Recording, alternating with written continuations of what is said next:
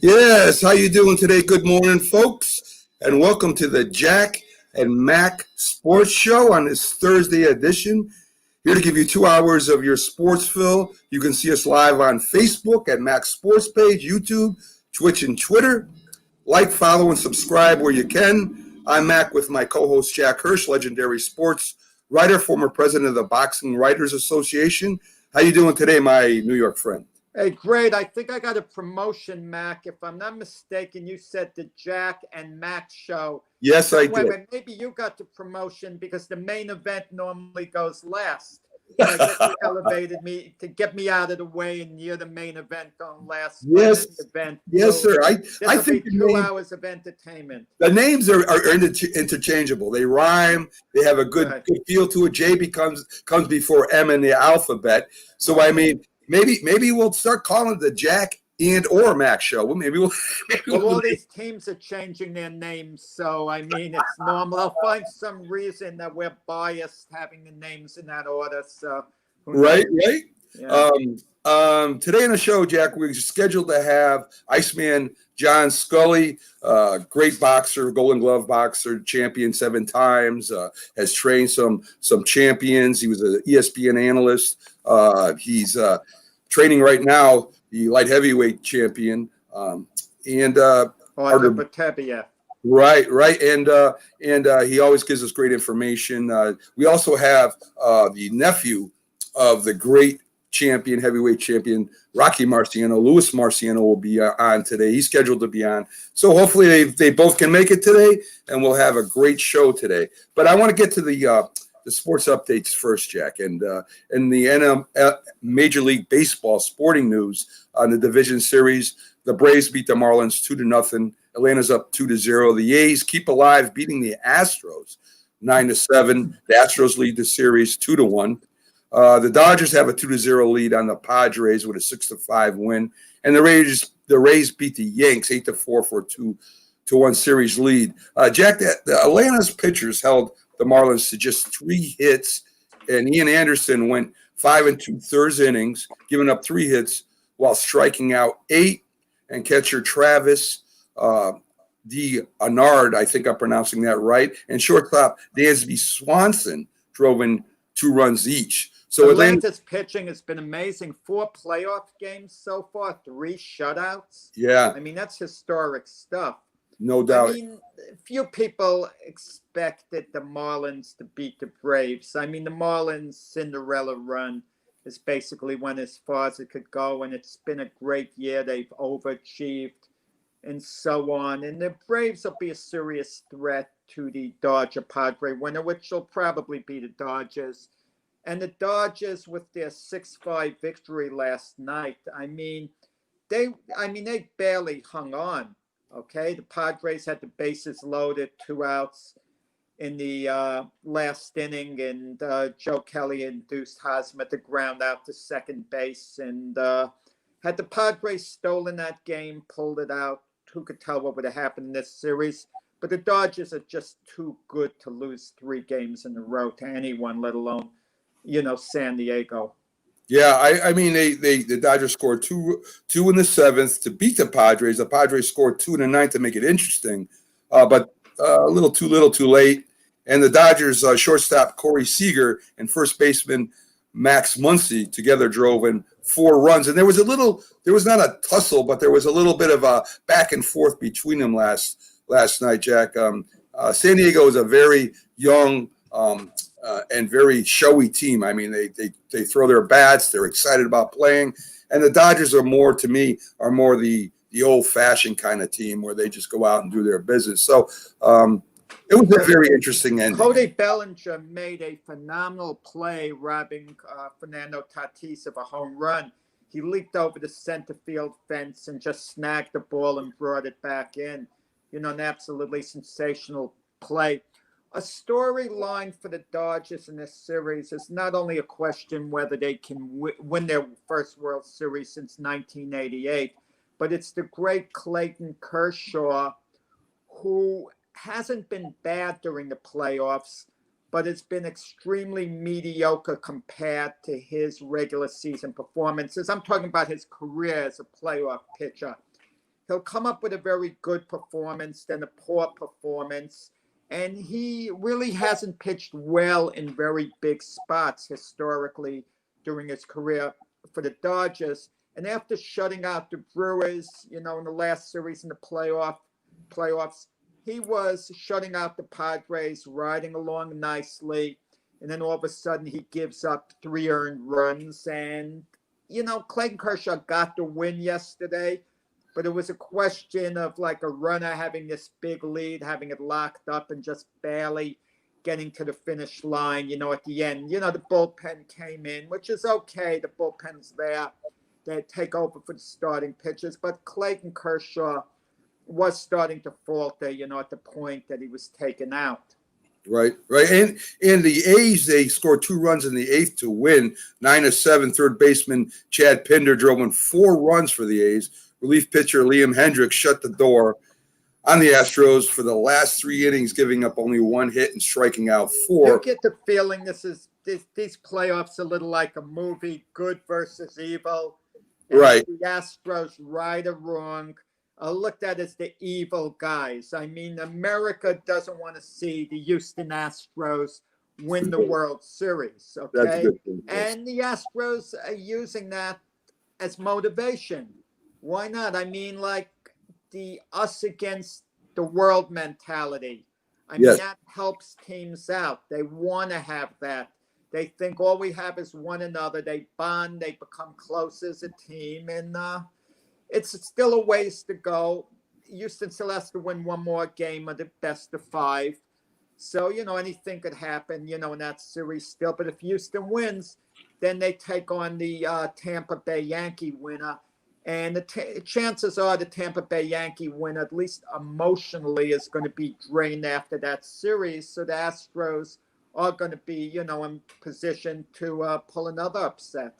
Yeah, I mean, speaking of the Yankees and the Rays, pitcher Charlie Morton went 5 innings, giving up 2 runs, striking out 6.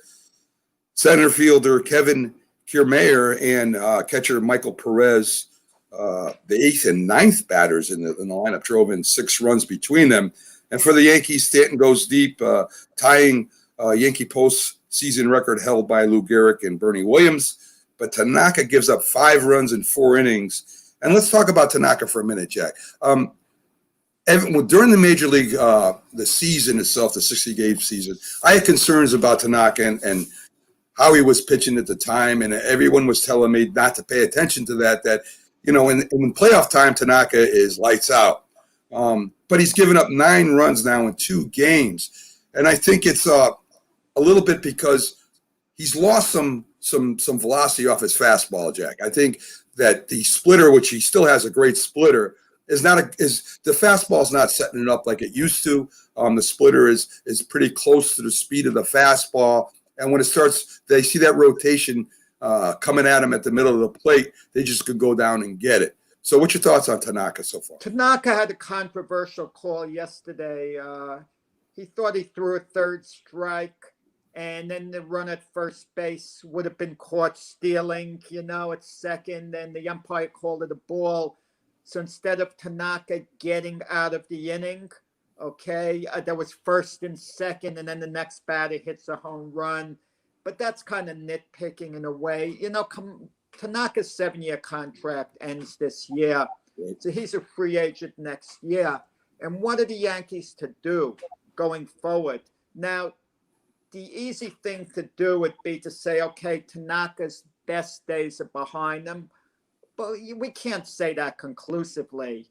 And you can never have too much pitching. And Tanaka wouldn't have even been on the mound had the Yankees not had the injuries to Severino or Paxton.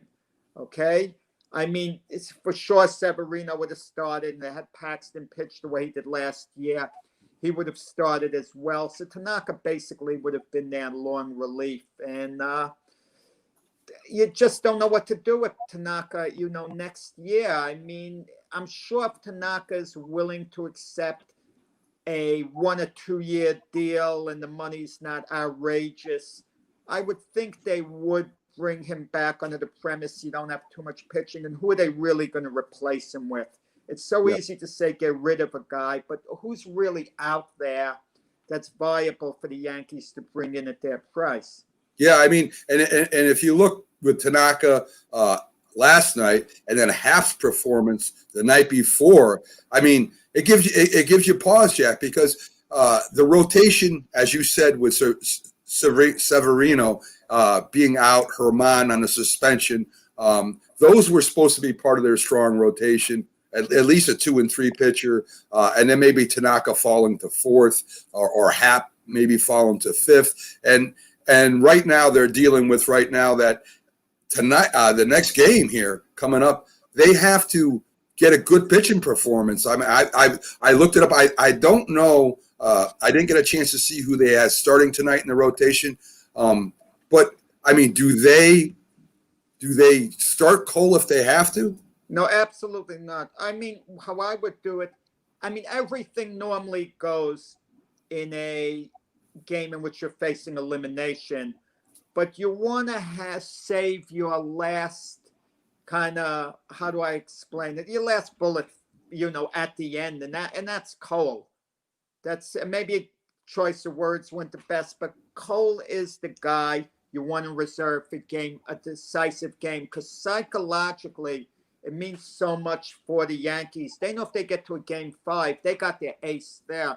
I can never quite forgive Yogi Berra for what he did in the 1973 World Series. The Mets are leading the Oakland Athletics 3-2. So on 3 days rest, the Mets pitched Tom Seaver in the 6th game. And they pitched him against Catfish Hunter. The Mets lose 3-1. Seaver pitched well, okay, but they lost the game. Now they go to a 7th game. Psychologically, they've used up their ace. And it always would have been a big point of comfort knowing we have Tom Seaver for that 7th game. And what the Yankees should do, in my opinion, conventional thinking has to go out the window. You have Zach Britton and Chapman well rested. There's no reason why Zach Britton can't go 3 innings. Chapman can't go 3 innings. That those 2 guys can't give you 6 innings, maybe even more than that. Maybe even each guy gives you 4 innings, okay? And then you won't have them for a 7th game, but you're trying to stay alive. And then you get to a 7th game, you milk it out with Cole as far as you could go. You milk it out with Cole and let him pitch very deep into the game. And if he's not effective, so be it. You've lost with your best. But if he is, that gives you the best chance of winning. But you can't have conventional thinking when you're facing an elimination game like this. I agree. How about Garcia, Jack? What do you think about pitching him, since they only gave him one inning the last game? Why don't they bring him in and try and give him a start today? With the season on the line, Garcia's a rookie. He's just, he's still a work in progress. I mean, you tell me who you'd have more confidence on the mound facing the Tampa Bay hitters. Zach Britton, Adonis Chapman, or, I mean, you have to tell me, or Debbie Garcia. I mean, no one's going to have more confidence in Debbie Garcia pitching to the Tampa Bay hitters than the Yankees' 2 best relief pitchers. And they're relief pitchers, but in reality, let them pitch as long as they can go, more than they're accustomed to, because you have to have the attitude there's no tomorrow for the Yankees, because there really isn't if they lose the game. And the mindset has to be different from any other time of the year, where normally a relief pitcher might throw 30, 35 pitches, let him go to 75, 80 pitches. Both Britton and Chapman. And if you do that, maybe both guys could carry you, the good bulk of the game. Okay. Well, I mean, I agree with that. I think the decision to go with Garcia just that 1 inning, I think that backfired on Boone. I think that a lot of people, Jack, are going to be talking about just letting Garcia go for that 1 inning and bringing in Happ as a major mistake, fair or unfair. I think if the Yankees lose tonight, and lose the series, that a lot of people are going to be questioning that. Mac, it wouldn't have mattered. Had they started let's say they let Garcia pitch longer. He pitched 1 inning and he did give up a run. He wasn't exactly lights out. It was a home run, one swing of the bat, but he wasn't lights out, and he shouldn't have been in that big a spot. It's easy to say that, but if they weren't going to start him in game 2, and they were going to let him go innings, it was going to have to be game 4. Had Happ started, Happ pitched very poorly. It was a big disappointment considering how good he was his last few starts of the season. So they would have lost game 2 with Happ starting. They would have lost game 3 with Tanaka starting. And Garcia's ready. They can start him tonight. Yeah. I mean, they can start him tonight, so it wouldn't have made any difference at all. Yeah, I go with that, Matt. You're looking it's hard. It's hard to, Jack. Because I think it was. I really believe that it was a bad call, and that I think if you're going to put a starting pitcher on him in the game, I mean, let Happ warm up. If Garcia gets in trouble, good, bring in Happ. But to let him go and only give up 1 run in the first inning, and Garcia knew he was only going to pitch 1 inning. I understand that. It wasn't a surprise to Garcia. I understand that. They sat him down and they said, "Look, this is the situation. We want to get the Tampa Bay to set their lineup a certain way. I understand. You're going to pitch 1 inning, then Jay Happ's going to come in, take over for you." Garcia knew it, so they weren't playing with his confidence. He could have struck out the side; they would have taken him out. That would even have been worse, Jack. But anyway, what I'm saying, Jack, is what I feel is, I know you're looking for matchups and all that good stuff, and that's fine in relieving, and that's fine when you're going up in the later innings. But I think if you have a starting pitcher who you think's a good starting pitcher, that's going to be a good starting pitcher, matchups really don't matter. He's got to be able to handle righties and lefties. Yeah, I hate the lefty-righty situation. Yeah. I just hate it. I mean, the whole talk of platoon situations, nitpicking, so on. I mean, most hitters aren't switch hitters. So most of the good hitters in the league, are you going to sit them down? Are you going to sit down lefty batters against lefty pitchers, righty batters against righty pitchers? Right. To me, I don't like it. I think they're playing the percentages a little too much with not quite enough evidence. I can understand if one batter has faced the pitcher 30 times in his career, and he has only 4 hits in 30 at-bats, let's say, and another hitter has 9 hits in 30 at-bats. Okay, you go with the hitter who has 9 hits in 30 at-bats, but normally the body of work where they make these decisions isn't that much. It's based on a handful of bats, and they don't take into consideration how hard the ball was hit, the circumstances. And there's so many variables, really so many intangibles. But instead, I think they tend to look too much at like hardcore numbers.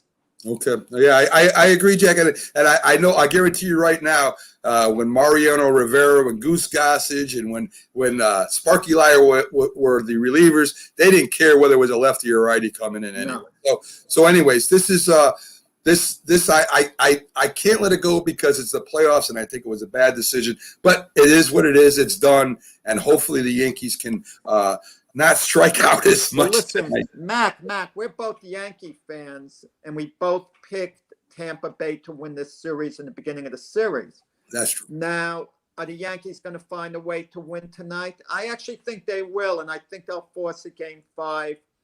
And they'll put down the Coles. Will probably pitch fairly well Game 5, but Blake Snell had an uncharacteristic off day, in Game 1 of this series, and I think he's going to be very good if there's a Game 5. But let's see, the Yankees have to force a Game 5. But I'll tell you this, if the Yankees lose tonight, and they lose the way they've lost the last 2 games decisively and so on, where they really never made a serious run at winning the game, it's going to be disappointing if after winning the opening game, they lose 3 in a row. So immediately the calls are going to be, well, what are the Yankees going to do next year to get better? And the focus has to turn somewhere. I don't think it's going to turn to the pitching. I shouldn't say that. It always does. But Severino's going to be coming back. Paxton is supposed to be a free agent. Will they re-sign him? His value didn't exactly go up coming off an injury, but I would think they would try to work a deal to re-sign him, absolutely. So I think the focus is going to turn to what you talked about yesterday towards Gary Sanchez, because you were a bit of a prophet. Sanchez didn't start yesterday. Right. And that's the first sign he no longer has that position locked up. Yeah. Doesn't mean the Yankees won't bring him back next year with their same catching crew, figuring, okay, this is it. We're going to see whether he could fulfill his potential. Because what do you do with a guy like Gary Sanchez? He doesn't have great trade value now. Yeah. You're not going to get anything back so significant. So why get rid of him just for the sake of it? Try to work out the kinks in the off season or whatever. Maybe he comes back with a fresh start. And, we'll see. Yeah, I agree. Turn into the NFL tonight, Jack. We got Tampa Bay versus Chicago, both at 3-1. The Buccaneers came back last week with a great performance by the offense and Brady with 5 touchdowns. The Bears lost their first game last week. You got Brady and Foles leading their teams against each other again. First time since the Super Bowl when Brady was with the Pats and Foles was with the Eagles. I think it comes down to the Bears defense getting pressure on Brady if they're going to have a chance. I don't know if they can totally stop the Buccaneers offense. They're very talented. They got a lot of weapons. And but Leonard Fournette's out. So that does hurt the running game, even though that Rodney Jones is a good runner. Is one of the most underrated running backs in football. Helps Brady immensely. Mike Evans is probably going to be playing the great Tampa Bay wide receiver, but Evans has had some ankle issues. I mean, Right. He was gutting it out, on the field last week. There were points where I thought, against the Chargers, he should have been taken out of the game.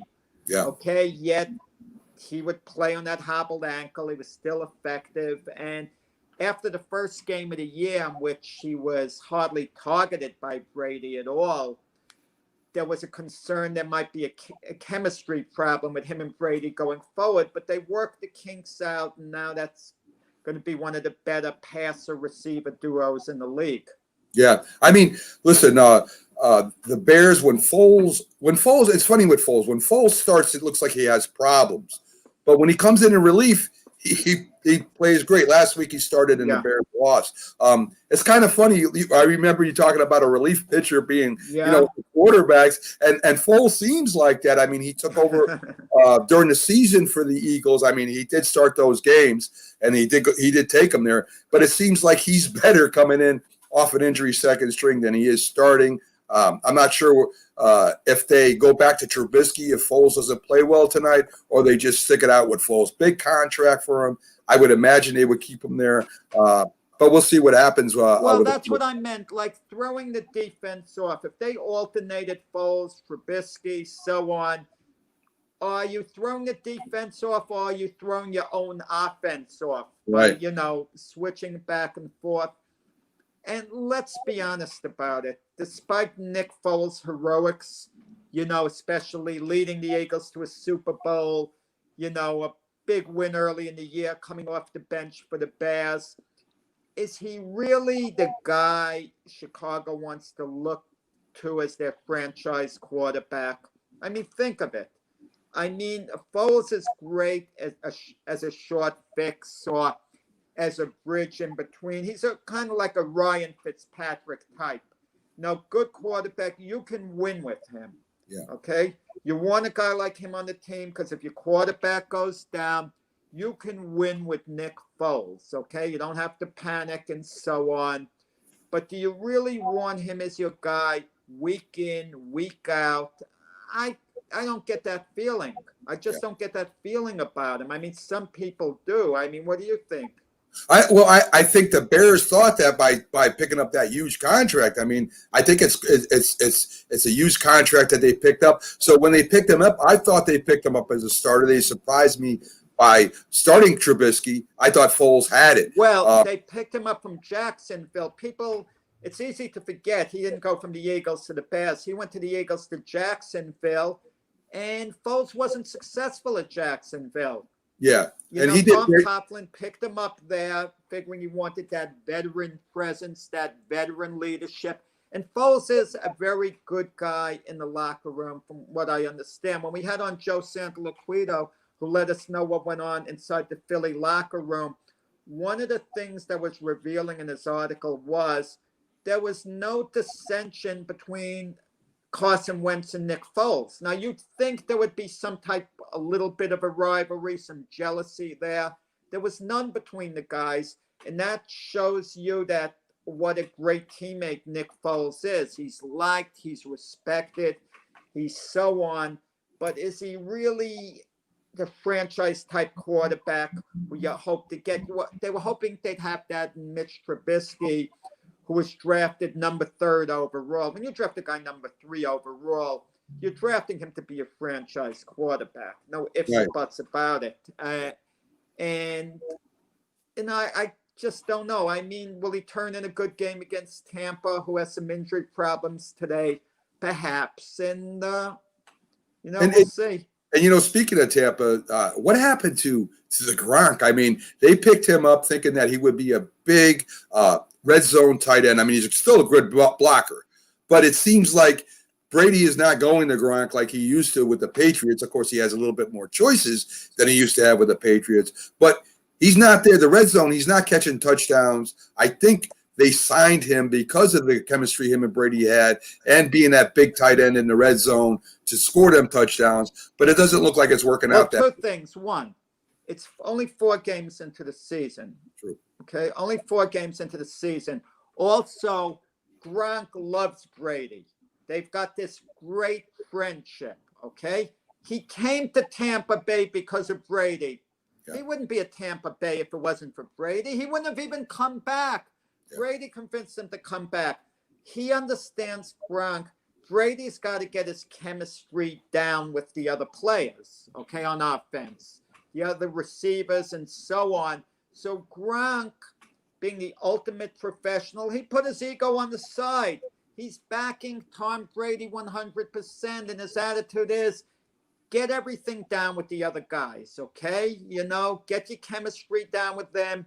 Then you and I, we know one another well. We can get it together very quickly, you and I, because Gronk and Brady just have to look at one another to know what each of the other wants to do. And as you said, too, Gronk could make and has been making a contribution, just blocking and being a threat. But as the season goes along, you're going to see Gronk more and more involved in the offense, okay? Because he's a great comfort to Brady, on short passes. And when Gronk has the ball, he's I don't have to tell you how difficult he is to bring down. The only thing I'll say to that, Jack, is I think with Gronk taking that, with the time off from the NFL and doing other things, wrestling and trying to be a commentator and stuff like that, it might have hurt him. I mean, I think that might have hurt him. I mean, I know he had a lot of injuries during his career with New England, and maybe he's just lost a step. Maybe he's just lost something where, I mean, no matter if you want to get the timing down between Brady and the other receivers, you still know that down at the red zone that, hey, this is one of the first guys I'll turn to, and he really hasn't been doing that. I've watched a couple passes go through his hands. It doesn't look like he had the speed he had. I mean, I think maybe, Jack, that year off and them injuries might have caught up to him. Blocking, he's still doing great. Receiving, we shall see. Maybe it is. Well, I'm going to tell you, you make a good point, and it's logical what you're saying. But if a player is to lose a step on offense in any one position, let it be tight end. Okay, right. It's not like you have the flanker, and so on. And Gronk's greatest attribute is toughness, and he hasn't lost that with a layup. He's never going to lose that. Right, okay? right. And like I just said, 4 games into the season, let's not draw conclusions. This Brady and the Patriot players, they're still getting to, learn one another, still advancing. Keep in mind, we didn't have a normal training camp.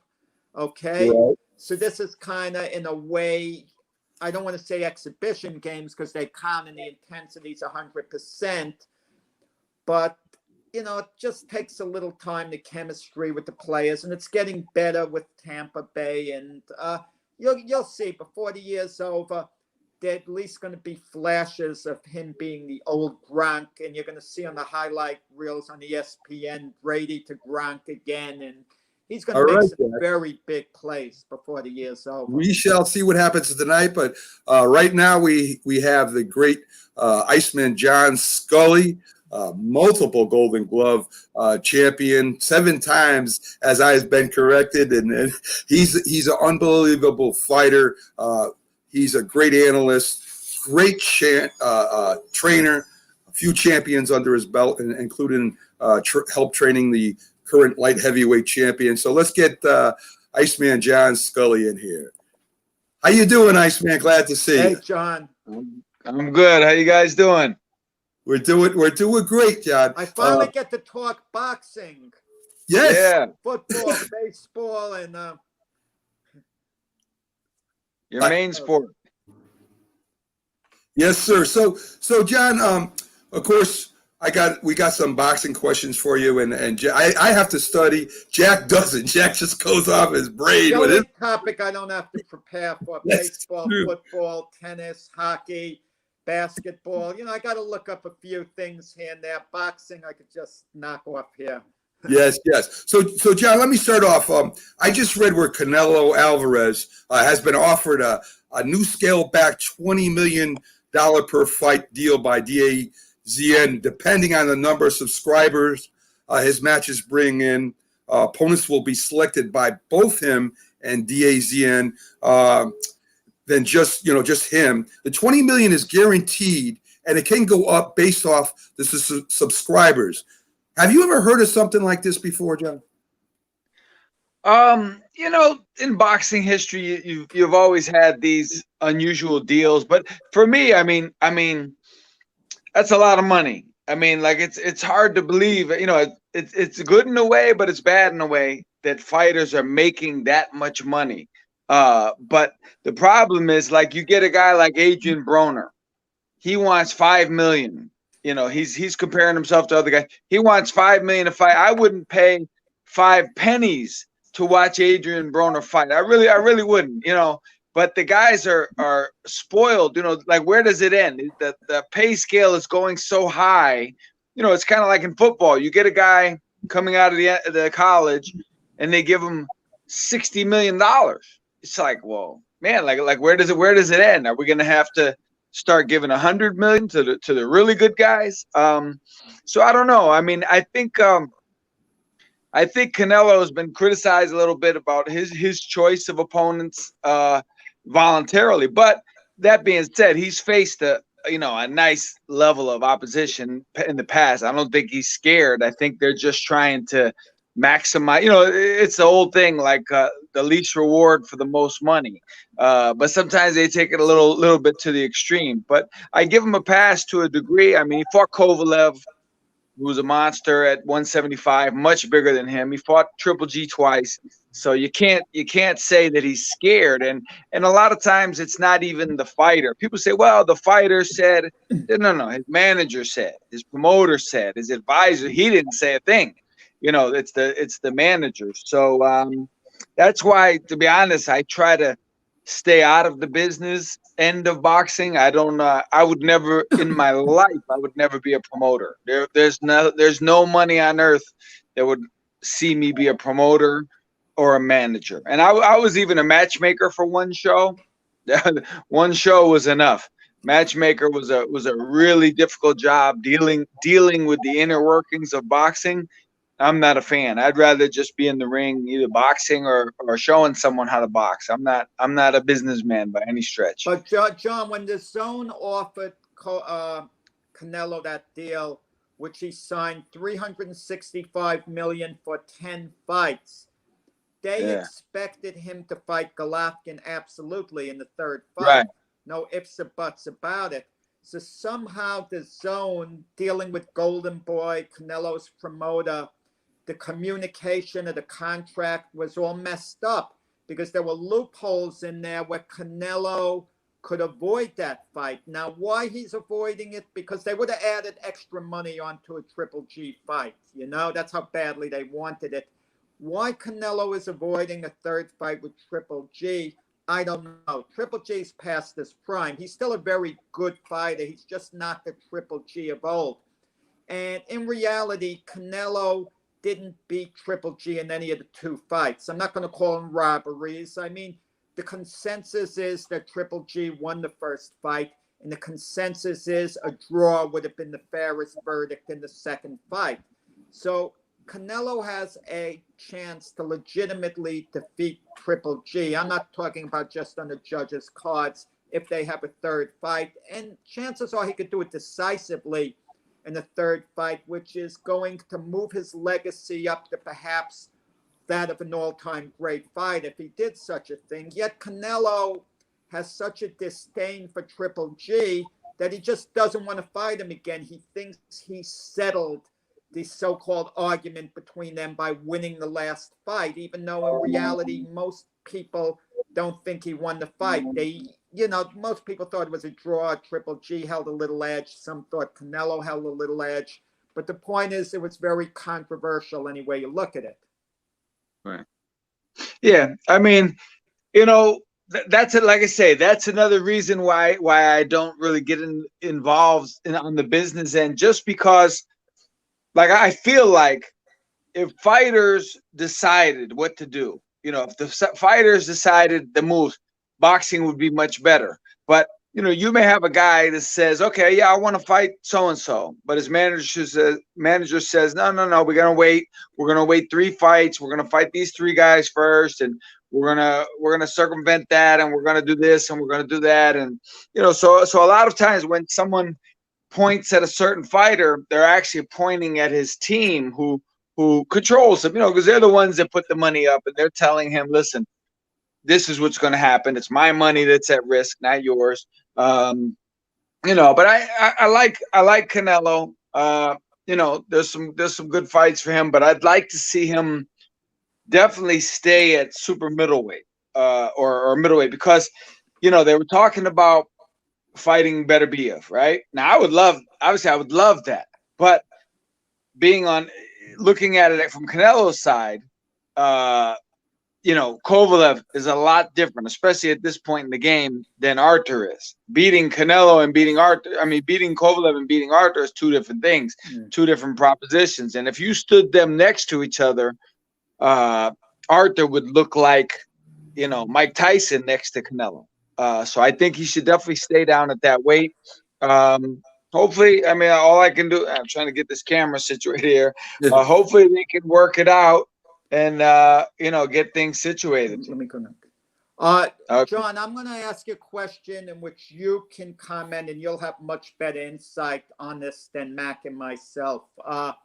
Mark Breland was recently let go as Deontay Wilder's trainer, and I'm very fond of Mark Breland. Very fond. I think he's a great person, a good trainer, nothing but good things. Psychologically, though, I feel the fighter is entitled to make such a move because Mark Breland threw in the towel, and rightly so.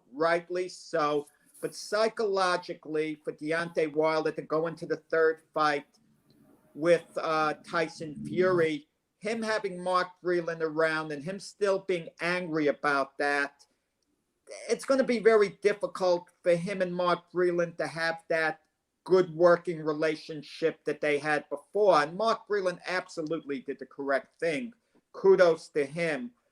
But is the fight entitled to make trainer switches? You've been on both sides of the fence as a world-class fighter and as a world-class trainer who, trained the former elite fight. I know who it is, but I'm not going to mention his name, who decided to part ways with you for doing a similar thing.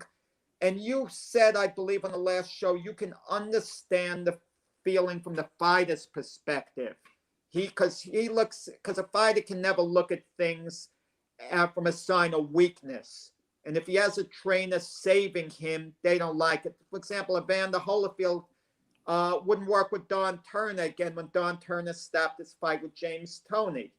I mean, some fighters under any condition, they don't like it, but the trainer has to live with himself, and you have to save the fighter from getting seriously hurt. So even though I support what Mark Breland did 100%, I also understand where Deontay Wilder's coming from.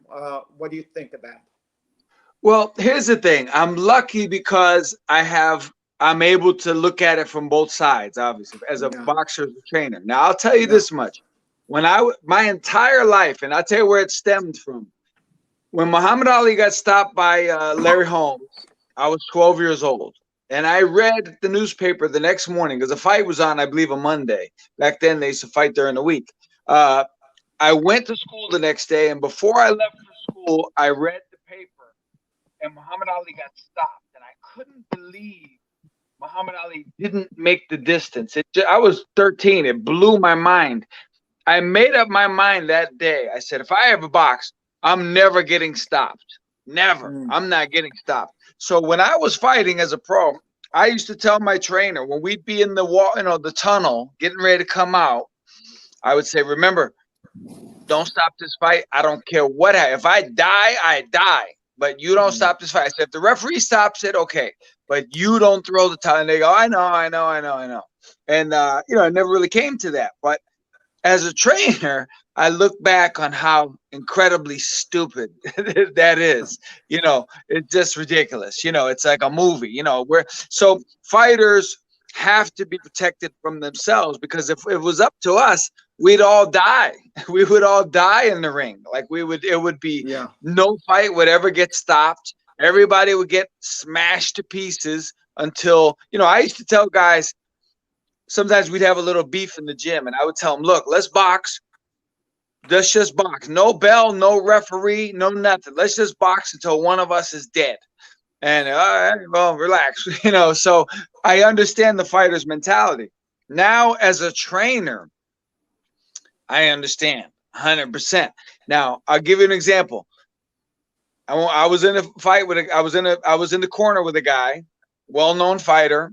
He told me, we used to talk about it, and he used to tell me, never stop a fight on me. I don't care what, blah, blah, blah. The same stuff I used to say. And I used to be like, yeah, I understand. Yeah, no problem.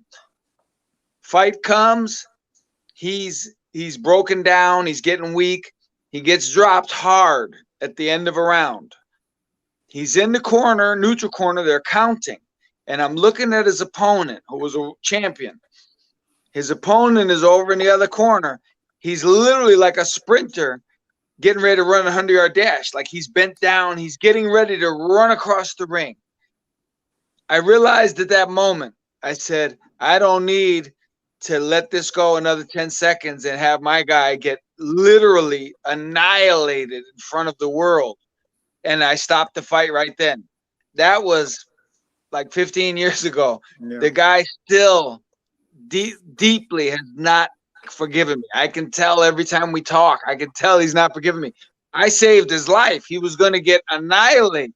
So now when you say that as a trainer, you're basically saying, if it comes to that, Mr. Trainer, I don't care if you have to live for the rest of your life with me on your conscience. And my kids got to look at you and say, why didn't you stop the fight? Like it's silly, but like in the Rocky movie, Apollo Creed, he tells Rocky, don't stop the fight.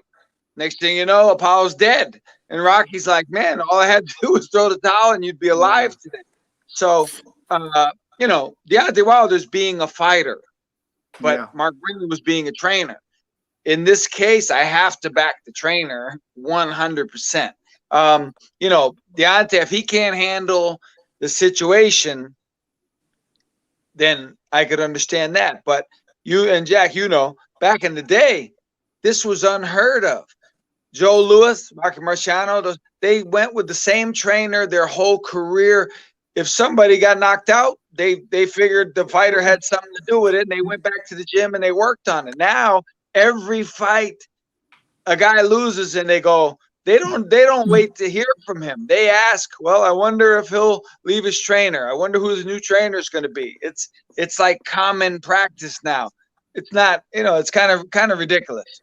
Well, Hey, I John. mentioned Joe Louis. When Joe Louis, the night he won the World Heavyweight Championship, June 22nd, 1937, he knocked out Jimmy Braddock in 8 rounds in Chicago. Braddock's manager / trainer, Joe Gould, kept saying, "I'm going to stop the fight. I'm going to stop the fight." And Jimmy Braddock said, "If you stop this fight, I'll never talk to you again." So he allowed the fight to go on, and Louis knocked Braddock cold in the 8th round. I mean, and it's why is there such an honor going out on your shield? I mean, if someone's going to stop the fight for you in the corner, you get to keep your dignity. I think at least you could say, "Well, I wanted to continue. They stopped the fight." Okay, but Right. an insistence of being knocked out is. Max used to be knocked out when he played football, so it's not as big a deal to him. But it's like, Well, you know, Jack, and Iceman, I think will agree with this. When you're an athlete, you feel you do not want to be taken out for anything. I mean, you know, when I played football and I got hurt, I never wanted to come out of the game. It didn't matter how bad the injury was. It didn't matter whether I was limping or I could run or not. That's the mentality you have to have being an athlete and being pretty good at what you do. And I can imagine being a boxer in a one-on-one, man against man sport. You know, this is the ultimate macho sport where you've got to have that feeling inside that I'm indestructible, or you wouldn't even get in the ring, John. Right. You know, I just thought, I started smiling. I remember a fight, and Jack remembers Tony Thornton, the punching post of man. course, You know, yeah. solid contender. Now, Yeah. I fought him in my previous fight. I got cut. I got three bad cuts my previous fight. It was only Okay. 4 months earlier. I fought Tony Thornton. They offered me to fight at the Blue Horizon, which is the smallest ring in the history Russell of Peltz's boxing. show. You know, okay, so I fight Tony Thornton. My cuts all open up in the first round. They all, like literally, the first round, boom, I'm bleeding profusely. There's no way I go 10 rounds under those circumstances. So, but I'm going. I keep my hands up. I'm working. So Rudy Battle, who's a good referee, he came over after like the 6th round, and he said, "Look, man, you know your cuts are really bad. I mean, one more round, I think I'm going to stop this." And I lost it. I said, "Listen, I'll kill you. I'll kill you if you stop this fight." And he said, "Hey, relax, relax." I said, I'm telling you. And I ended up going the distance, 10 rounds. He came over to me as soon as the bell rang. Rudy came over, and he was laughing, and he kind of patted me on the shoulder. He goes, "Hey," he goes, "man, you're a tough kid," you know. So he respected it. But I believe 100%, if I didn't do that, he would have stopped that fight. And a round or two later, he would have stopped it. But he saw my desire to fight, to finish, and he let me go. So I saved myself in that fight. But again, as a trainer, looking back on it, you know, it could, you know, there was blood, literally the blood and the coagulant was going in my eyes. Like before the 10th round, and people don't see this, but I'm looking at Tony Thornton across the ring. I can't see him. So I turned my head and I could see him out of the corner of my eye. And I said, "Okay, I'm good. I'm good." In a fighter's mind, I'm good. That's insane. Like that's insane. You know, fighting Tony Thornton with, you know, quarter vision. You know, it's just bizarre. But so fighters are a different breed, and the idea that they have to be saved from themselves sometimes is a very real thing. Well, I was at ringside in Las Vegas for the first Diego Corrales, Jose Luis Castillo fight. And Corrales waged the most unbelievable comeback, you know, to pull the fight out to stop Corrales in the 10th round. But in reality, he shouldn't have been allowed to get to that point. Knocked down a couple of times right before that, spitting out his mouthpiece. He was in the serious danger zone then. So someone had told me, you're not going to get these sensational fights, these sensational endings, if you're going to be too safety conscious. But to me, I would rather be safety conscious. I hate when a trainer asks a fighter, "Do you want to continue?" I just don't like it, John, because the fighter he can't say no. Because if he says no, it's a sign of weakness. You have a certain switch like you had. You're going to fight to the death. You're going to fight to the end. I say to trainer, just stop the darn fight if you feel it really should be stopped. Don't even consult with the fighter. I could understand in a rare instance a trainer could say, okay, one more round and that's it, because if the trainer feels you could let it go one more round. But I hate when the fighters ever ask, the referee asks him in front of everyone, do you want to continue? What's he supposed to say? No, and have that ridiculed? Capitated, you're gonna say yes. You know, there's no way you can say no. So yeah, I understand. I wouldn't want to put the fighter on the spot because I know he's gonna say yes. You know what I mean? So you know that, I know that. Yeah, it's a tough situation, and also we're lucky in some cases that the referee has to know the fighter, and his job is not just to referee a fight, but to know the guy. You know, there's certain, like in the gym, I'll have certain guys sparring, and certain things may happen. Some guys, I'm like, okay, I got to tell the other guy to slow down, right? You know, this guy's a little psychologically weak, he's frail, whatever the case. There's other guys where I'm not worried about this guy. Like he'll die. So you have to know the fighter. All fighters are not built the same. Some guys are glad you stopped the fight. When you stop the fight, they'll thank you. Yeah. Oh, absolutely. And then they act like they don't want it stopped. Right. And other guys, like I say, they won't talk to you for the rest of your life. They will never speak to you again. So you have to know the like Vinny Pazienza. Vinny Pazienza, people say, and I said it myself, I'll die in the ring. And we don't mean it. I know deep down we don't mean it. I think Vinny meant it. I honestly think, he's different. Like when he fought Roy Jones, the combination that Roy Jones hit him with at the end was one of the most vicious ever. And Vinny's down. There's no way he can win. There's no way he can survive. And he's trying to fight with the referees, trying to get up. And in that moment, I'm like, man, Vinny would die in that ring. He'll let Roy kill him just to prove a point on how tough he is. So you have to know the fighter. Mac, Vinny Paz, as John could tell you, was unbelievably tenacious. He looked for reasons to hate the opponent, looked for reasons, and he wanted to get revved up. You'd never see anyone get as revved up. He was in a terrible automobile accident in which he had the halo put on his neck, and when they removed it, he refused to get one of those numbing shots, to go through the pain. And a couple of years ago, Vinny was inducted into the Atlantic City Boxing Hall of Fame. And I was hanging out with him at the cocktail party. And I said, Vinny, if I were a fighter and I ever was fighting you, I would know psychologically how to go against you. Immediately, I would say to the papers, Vinny's my idol. I love Vinny Paz. He's the A side. I'm the B side. I would be so glowing towards him. And he said, you know me perfectly. I said, I would take all the fight out of you. I would give you no reason to dislike me. You would enter the press conference. I would get up from my chair and say, no, Vinny has it. Everything Vinny's done. And that's how Vinny was. No guy would get as revved up. But that was a rare type guy, like John is saying, that would, when fighters say they'll die in the ring, I mean, how many really mean it deep down? Okay, outwardly, they all say it, but how many really, really mean it? Did you mean it when you fought John? Were you really willing to, deep down, maybe? Not really, but the mindset had to be in a way that you did. It sure does. It sure does. Like in that moment, no matter what you ask me, I would agree to it. Yeah. But look, when I get out of the ring and I go home and I settle down, I'm like, okay, that was, you're in that zone that you need to be in, but it's insanity. You're a little bit, my father told me when I was a kid, and he's right. Like, you got to be a little bit crazy to be a fighter and certainly to be successful.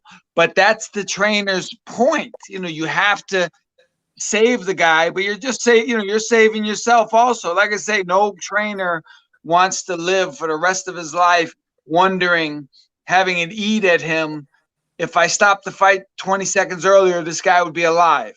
That's a lot to ask a trainer to live with. Hey, John, we got only a few minutes left with you. I got one quick question about an upcoming fight for you. On November 7th, Devin Haney will be boxing. I think it's Yorkis Gamboa. Am I saying it right? Yeah, Yeah. yeah. Gamboa. He's Haney's 24-0. Gamboa's 30-3. Gamboa's a unified former world champ, two-time Olympic gold medalist. Do you think this will be one of the best fights of the year? No, not necessarily. I mean, Gamboa was very good at one time. He was very, his potential was very high, but he's shown in a few fights in his losses, his chin, I guess isn't that good. His punch resistance isn't that good. It's the right fight at the right time, for this kid to beat a good name. But Gamboa, he doesn't have the resiliency that they need. So in other words, they picked him for a reason. There's a reason why they picked him, because he's a good name, but they certainly don't expect Gamboa to win. Okay. All right. How about you, Jack? What do you think? Devin Haney, I hate to say wasted talent. Devin Haney's that rare fighter who, at least I think, I don't know whether John agrees, could be an all-time great, potentially. Okay, but he's just not fighting. Okay, he should be a little more advanced than he actually is. He's been calling out another, outstanding lightweight prospect, Ryan Garcia. And obviously when the Vasily Lomachenko-Teofimo Lopez fight is finished, if there's a decisive winner, of course, Devin Haney's going to be calling out that guy, and especially Teofimo, who's a big lightweight, who's probably going to be moving up to junior welterweight after that. Devin Haney's going to want to fight him.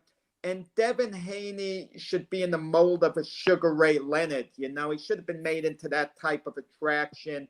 He's got all the talent in the world. And, I mean, when did he fight last? How often is he fighting?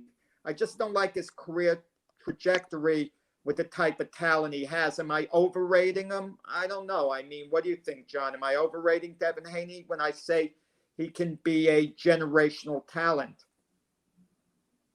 Yeah, no, he's definitely got huge potential. There's no doubt about that.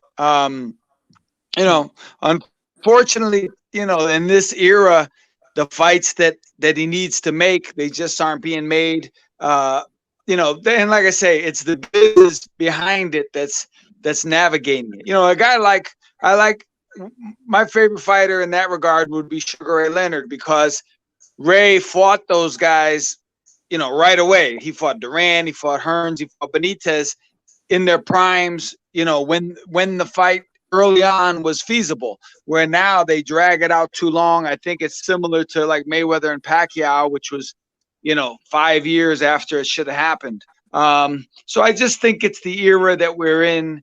It's the mentality that we're in, more so than.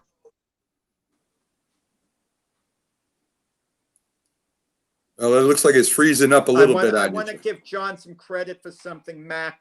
When he was on a couple of weeks ago, you had mentioned Julio Cesar Chavez Jr., and John got annoyed. Yes, yes. I love John. I wouldn't pay a nickel to watch that guy fight. Yeah.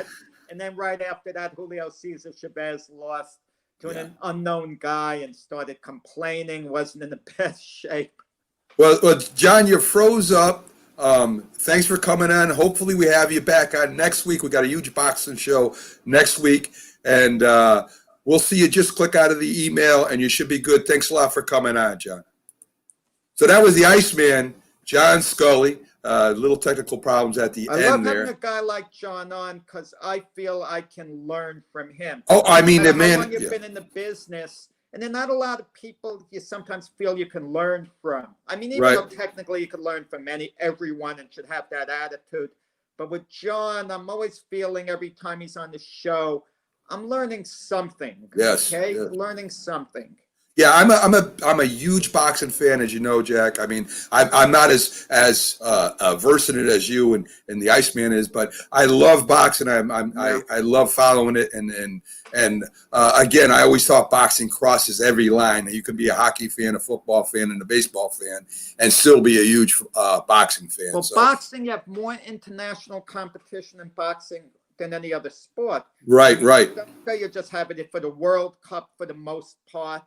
Okay, tennis, you have some international competition, but it's, mainly the bigger tournaments. Boxing, it's going on every week. Right, right. And I mean, it should be. I think it should be. Hopefully, after the virus is over, anyway. Hopefully, we get some more um, um, good boxing matches, Well, especially up in this area. we're gonna have October 17th, a big fight, and on our October 15th show next week. I mean, I'll leave it to you to tell the viewers whenever you want. We're having a big boxing show to lead into the great Vasily Lomachenko Teofimo Lopez fight. Now, the Vasily Lomachenko Teofimo Lopez fight on October 17th is on regular ESPN. It's not pay per view, it's not ESPN Plus. So, anyone with regular ESPN, which most people have, can watch the fight. And I'm going to stay up late for that fight. We do a Yeah, football show the next morning, but I'm staying with that one. I'm not watching it on replay or whatever because that's the first major fight since the pandemic, and others are going to follow. definitely. We have Louis Marciano backstage, but right now he's for some reason it's not connecting in. I mean, I don't know. I can't go back there and see it for him. So Louis, if you're listening, if you can hear me, check to reconnect there. See if you can come back in so I can bring you on. Whether it's the button or whatever it is that you're not. For some reason, the devices are not connected. So you might want to maybe. Go out, come back on the link again if you have to. We'd love to get you on here. So see if you can do that, Louis, if you can hear me right now. So until that happens, John, I agree with you with Johnny's. I mean, there's not too many, not a lot, I should say, not too many, but not too many boxers that go on to become great, successful training. There are a few trainers that have the knowledge to come on and talk about from both sides of the ring, whether you're in the corner or you're training or even an analyst, and also be the caliber of boxer John is. I know there's been a few, but he's one of the few. It's interesting if we go down the list of especially heavyweight champions, because you just mentioned Rocky Marciano, his nephew Luis Marciano. When he eventually comes on, obviously, we're talking about Rocky. When Rocky retired from boxing, he wasn't a trainer, but he was looking to get into management. And he actually teamed up with the late Lou Duva, who was one of boxing's great characters. And him and Lou Duva would search for heavyweight talent. And It was funny. Lou Duva always used to say, no one compared to Rocky Marciano. Lou Duva would say Rocky Marciano was the greatest heavyweight champion of all time. But it was funny with Lou Duva, anyone else who handles someone else. But when Lou Duva was one of the trainers for Vander Holyfield, when Holyfield was in his prime, I asked Lou Duva, well, who would have won between Rocky and Evander? And Lou Duva switched from no one compared to Rocky, no one could have beaten Rocky, to saying, oh, that would have been a hell of a fight. You know what I mean? I wanted him to get to say Rocky would have beaten his own guy. Right. Holyfield would have beaten Rocky. But of course he couldn't say that. I was just having fun with him. But Rocky, they had this amazing drive, just refused to lose when he was in the ring. He'd keep coming at you. He would fight through adversity. And, he had some memorable fights, some memorable comebacks. Oh, yeah, definitely. A guy like Rocky Marciano could never have been truly a world-class amateur because fights were only 3 rounds. He needed those extra rounds. Yeah, he'd wear you down, definitely. He'd wear you down. And when they eventually lessened title fights from 15 to 12 rounds, that wouldn't have worked in Rocky's favor. Okay? Yeah. It doesn't mean he wouldn't have necessarily been just as successful. When he won the World Heavyweight Championship, he was behind on points against Jersey Joe Walcott when they fought in Philadelphia, September 23rd, 1952. And he knocked out Walcott in the 13th round with a great right hand. And then there was that kind of like follow-up left hook to the air that no one talks about. And Walcott was devastated and knocked out cold. But had that been a 12-round fight instead of a 15-round fight, you have to believe Rocky would have made his move just a little earlier. Okay? It's easy to say, well, had it been a 12-round fight, Walcott would have won on points. I don't buy that because I think Rocky would have started, going all out a little earlier. So, but, who knows? But I Yeah, know Rocky wouldn't have approved the 12-round distance. Yeah,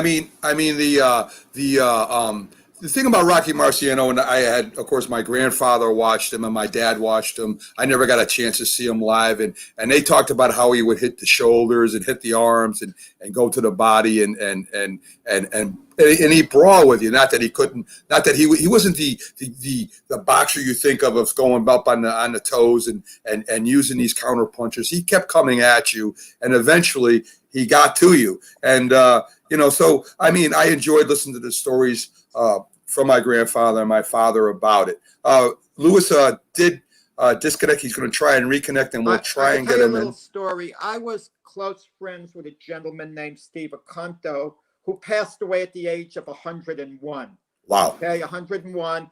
Now, him and Rocky Marciano met one another in the late 1960s, and they decided they were going to form a group to help boxers, and that shows you the type of guy Rocky was. He cared about the sports. He cared about the fighters in it. But Rocky died in that private plane crash soon after. But Steve Aconto continued Rocky Marciano's legacy by continuing their group that was called the American Association for the Improvement of Boxing. They would have a yearly banquet in which they would give out Rocky Marciano awards in the various categories. Now, Steve Aconto, a lot of years later, went to the Kentucky Derby, and he met Muhammad Ali at the Kentucky Derby. And he told him all about the group that he'd had with Rocky Marciano. And Ali and Marciano had that computer fight. The computer fight was utter nonsense, and anyone who says it was valid, don't listen to it. It wasn't valid. It was all in fun, and even Rocky said it was nonsense. But what wasn't nonsense is the friendship that formed between Rocky and Muhammad Ali. When Rocky first went to the computer fight, he didn't like Ali. He hadn't met him at all. And Angelo Dundee, Ali's trainer, a fellow Italian to Marciano, said, no, Ali's a good kid. You're going to like him. And they met one another, and they became friends. And so Ali says to Steve Aconto years later, I love Rocky Marciano. And he went to Aconto's home, and they did an instructional video in Aconto's gym he had downstairs. And because Ali wanted to do something for the legacy of Rocky Marciano. That's how much he liked him. That's how much he respected him. And it was kind of like a nice friendship that formed between the two of the guys. And who would have won between the two of them was less important. They did a computer fight. It was fantasy. It was entertainment. In the United States, Marciano knocked out Ali in the 13th round. Right. Because in 1969, Rocky was more popular in the United States than Ali. But in Europe, Ali was more popular than Marciano. So Ali would win the fight in Europe. Marciano would win it in the United States. But it was fun to watch. I remember a snowy night. I was a kid. I went to the movie theater to watch it. And it was good stuff watching Rocky come from behind and, and win that fantasy, whatever. But maybe it would have happened in real life. Maybe Rocky knocks him out late in the fight in real life. We'll never know. Yeah, definitely. But that's great for fantasy. It's great for the imagination. It would have been great to see them two go at it both in their prime and see what would have really happened. But how can you? That's like saying somebody from in football playing in different eras. How would they have done? And it all becomes a matter of opinion and a matter of. People don't understand something, Mac, about athletes. You'll understand this though. When Marciano fought, he weighed about 188 pounds approximately. And people might say that's not even a heavyweight's poundage. But that was in the 1950s. Right. Rocky Marciano, if he were fighting today with nutrition supplements, he would have weighed in the 210, 215 range. He would have been a bigger guy, okay? He would have had more of the weight on him if he were fighting today. So to say the weight that guys like him, Jack Dempsey, or Joe Louis had, they would have been bigger guys if they were fighting today. That's what people have to realize. Yeah, oh, I agree with that 100%, Jack, because today they don't, I mean, the training, the equipment, everything that goes into it has changed dramatically. I mean, you've got so much, and it's the same way in every sport now, Jack, where, boxing was maybe a 7-day-a-week, 24-hour a day training section. Maybe yes, maybe no, but I think a lot of it had to do with your natural ability, your natural build back in the day, as opposed to putting on the muscle, putting on the building up your endurance like they have today. I shouldn't say they didn't do that, but I think it had a lot to do with heart and strength and toughness more back then than it does today. So anyway, I mean, it's an interesting conversation to have. We're still having a little technical problems here. I just had a thought, Mac, if we're looking to fill in some time, and this is interesting. I don't know if anyone ever mentioned this, but in basketball, no one really talks about weight advantages. Let's say Bill Russell had to go up against Shaquille O'Neal. Shaquille outweighs him by what, like 70 pounds or so? Oh, it's crazy. It's crazy. Bill Russell has to compete against a guy with so much weight on him and such a physical advantage. But that goes on even in today's NBA. Some players are put up against other players one-on-one, but one guy outweighs another significantly. So that do they have to get finessed going to the basket? I mean, that's an interesting thing. Even in football, a guard against a defensive tackle. No one ever talks about the weight advantages, a mano de mano. Right. Might have a significant weight advantage at times. So, yeah.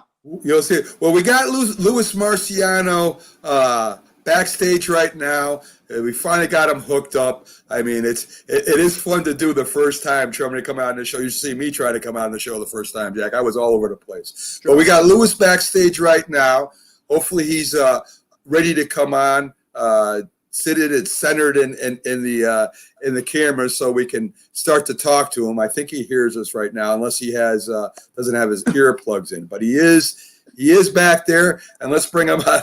And well, he left for a minute, so I think he's getting himself set. Hopefully, let's see if I can bring him on, and maybe we'll settle him in. It took Rocky a while to get going in his fight. Yes. He was awesome. Luis, can you hear us, Luis? Yeah, I can hear you guys. All right, how you doing today? We finally got you in. I'm trying to get centered here. I'm trying to get centered. There you go. Well, I figured I'd bring you in just in case that you couldn't hear us backstage, because I know we've been having technical problems, and I know you could hear us.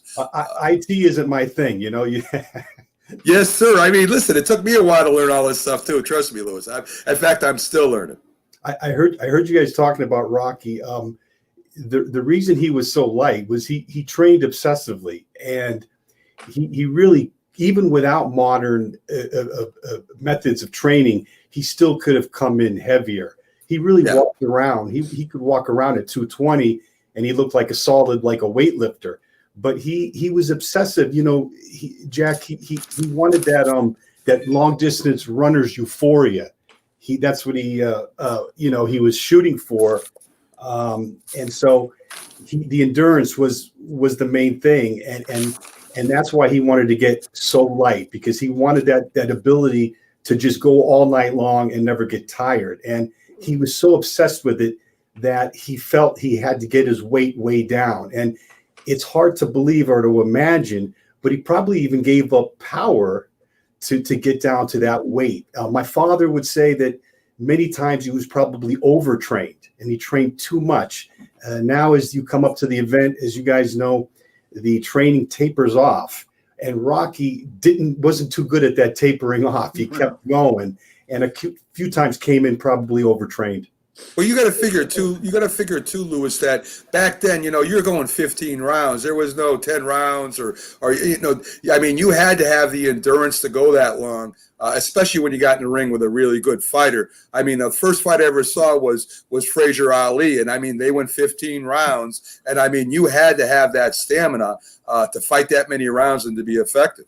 Yeah, you're right. The other thing though is, in the heavyweight division, and Jack might agree, I think certain heavyweights, because they know that they've got the power, they don't always, especially now. I mean, back then they did it more, but sometimes it's tough to get them to commit like a lighter weight division guy, like you said, John, that they're going to be going all night long. But back then they certainly did. They were all, none of them carried extra weight. Very few of them. You see Walcott and Ezra Charles, and they were like racehorses. I mean, they had no excess fat.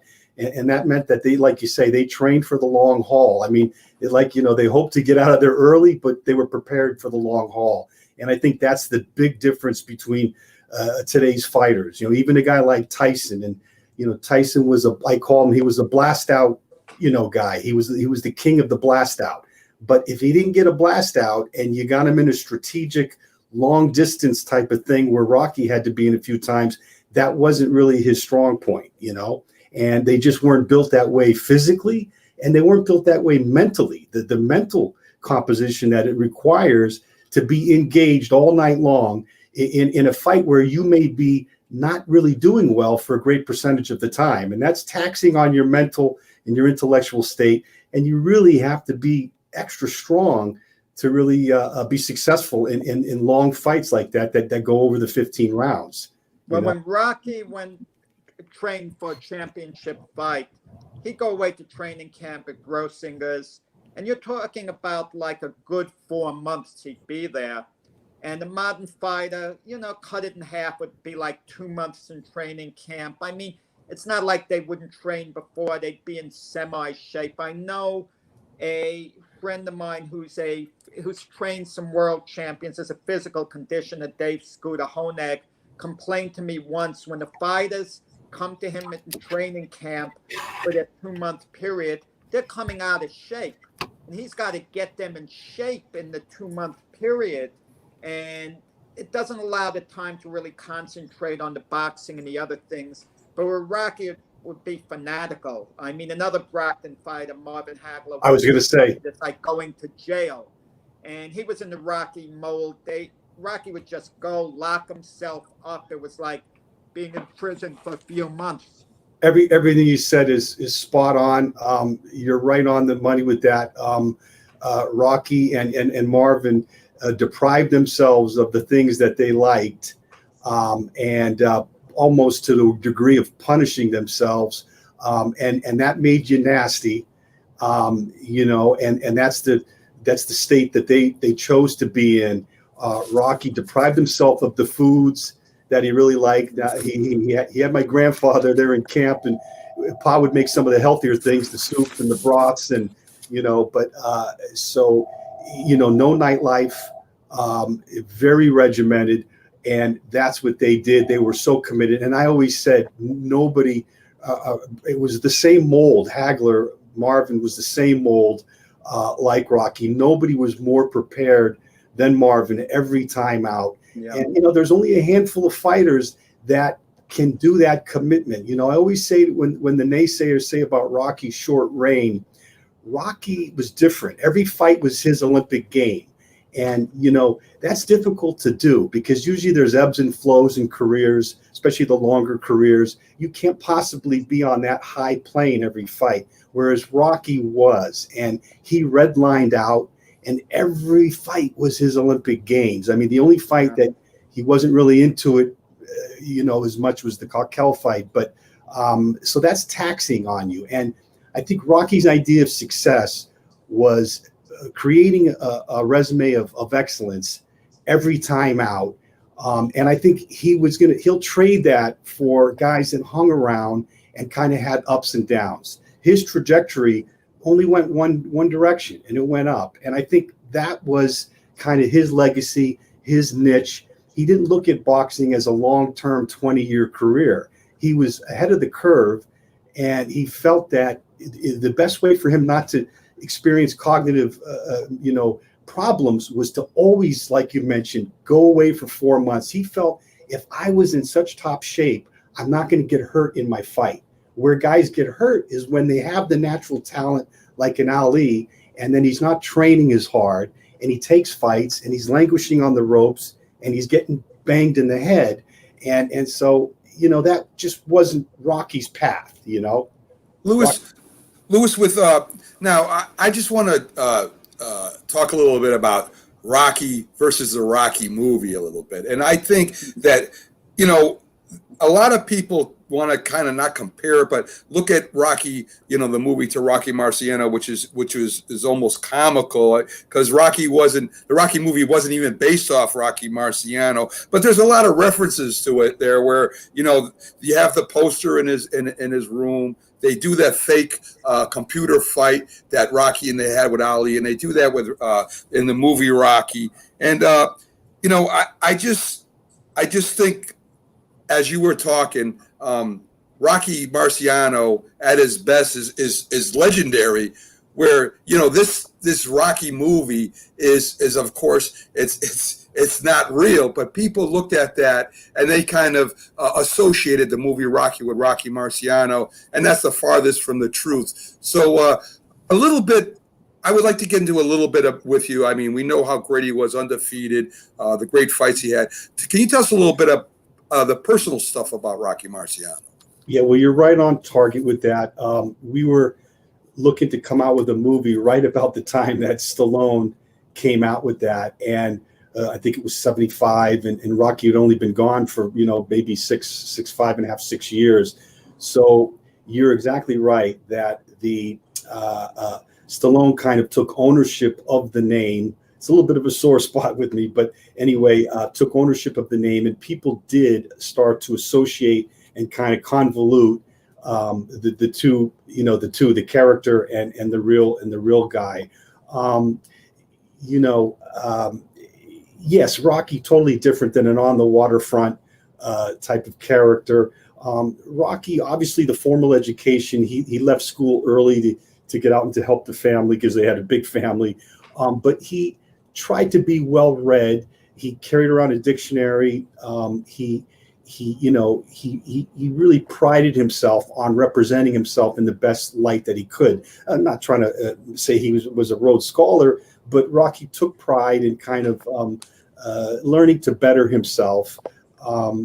He cared a lot about his family. Rocky was pretty sharp. You know, before there was a phrase coined, he kind of controlled his brand. And and because the reporters liked him, they did give him a lot of breaks where, you know, he could have got jammed up in a few situations, but they liked him. So I'm not trying to say he was a choir boy, but he had 3 sisters. There was 3 boys and 3 girls, and he didn't want to embarrass, especially his sisters and his mother. And so it kind of kept him in check, you know. Rocky was driven, very driven. When he didn't make it in baseball, I think he felt that he had something in him. He felt that he had something athletically and physically, and that's why he went into boxing. But he was very, very driven. He had an unbelievable confidence. It took a lot of gall with no amateur pedigree to make his way from Brockton to New York, because nothing was going on in Boston, and to seek out Al Well, and really with no pedigree, with no fanfare, and to really feel that he could make it. The main thing he was extremely prideful of Brockton, Massachusetts, just extremely prideful, and prideful of his American heritage, and still bridging and being proud of his Italian heritage. And really everything was about family for him, coming up with my father and the sisters, and they were really a close unit. Really my grandmother didn't want him getting into boxing, and he kind of had to do it on the sneak, and until he finally had to tell her, "Ma, I'm pretty good at this. I really want to do it." And so he always feared. There were great respect from my grandmother, and my grandfather was a little more on the quiet side. Just an extremely driven guy, and he liked friends and family, and he stayed loyal to his friends in the neighborhood, and he kind of never forgot that. He said, it's kind of disappointing. He said, when you make it and you come home, nobody wants to bother you because they think you're a big star. So things do kind of change, unfortunately. Even if you don't change, things change around you. But he still kept a close knit group of friends, and and enjoyed his time. As you know, that when he came into New York after, and he started the Main Event, the boxing show that Jimmy Breslin was the writer, and those are on YouTube. And so he's got all the A-list stars that he's interviewing after his career, and you could see that they all had a great liking for Rocky because he remained pretty humble, and they really enjoyed his company, and he enjoyed them. He had some favorites, Now, 2012, when the city of Brockton, and of course Lou knows this, I'm saying to Mac, they had a statue they made for Rocky Marciano. It didn't really look like Rocky, in my opinion. They could have done a better job, to be honest. But the idea, what they did, this massive statue they put in a high school. Then I got to visit, they had a whole list of events, the home that Rocky grew up in, and the ball field was across the street. And most people don't realize, if Rocky had his way, he would have been a major league catcher. Okay, and the thing that held him back supposedly wasn't his bat, that he was a good enough hitter. His right hand wasn't powerful enough as a catcher throwing the ball. Ironically, that same right hand that would devastate opponents in the ring didn't quite have the zip of power to throw the baseball as it would punching someone. So my father had one of the best arms ever. He played with major leaguers, with Felipe Alou, Paul Blanda, George Blanda's brother, played with all major leaguers in Cuba, and he had a rifle arm. Rocky didn't. And my brother had the same affliction, who was a power puncher, and as a kid, and was a catcher, but had no throwing arm. So it's some type of affliction. Well, guys, I know in whether it's punching or throwing something, there is a different motion. There's a different thing. I mean, I pitched a little bit, I played quarterback a little bit, and those two throwing motions are different. And I know when you're hitting somebody, which I've done a couple times in my life when I probably shouldn't have, there's a little bit different motion there too. So I mean, it's not comparable in a lot of instances whether you're hitting somebody with your fist as throwing a baseball or football. So right. I mean, I can see that. It's like Jack says, it's ironic, and sure. Yes, but it took him a little while to let go of the baseball dream. All three boys played. Really, the two younger boys, my father and my younger uncle Pete, played. In AA and AAA. So baseball was really it, and it took Rocky when he failed with the Cubs. Then he finally committed to boxing. But you're exactly right. If it was up to him, baseball would have been the way he went. People don't realize how close Marvin Hagler lived to Rocky. I mean, Rocky was older, so they didn't grow up together, obviously. But when they had those ceremonies for Rocky in 2012, we were fortunate enough to be able to go into Rocky's home where he grew up. We saw the pot that Mama Marciano cooked for him and was out there. It was really nice stuff. But right in the neighborhood nearby was where Marvin Hagler grew up. I mean, a couple of minutes away, later on and so on. And it was very rare that you'd have two legends of the ring, Rocky and Marvin Hagler in that same small neighborhood of Brockton, Massachusetts. And Lou, he must have been a source of incredible pride for the town of Brockton to have someone, of Rocky's magnitude, associated, because he basically did put Brockton on the map. Yeah, he did. Actually, Thomas Edison was there. I forget the year, and started a big, huge power plant, and chose Brockton. And so he. But Brockton, blockbuster. Thomas Edison.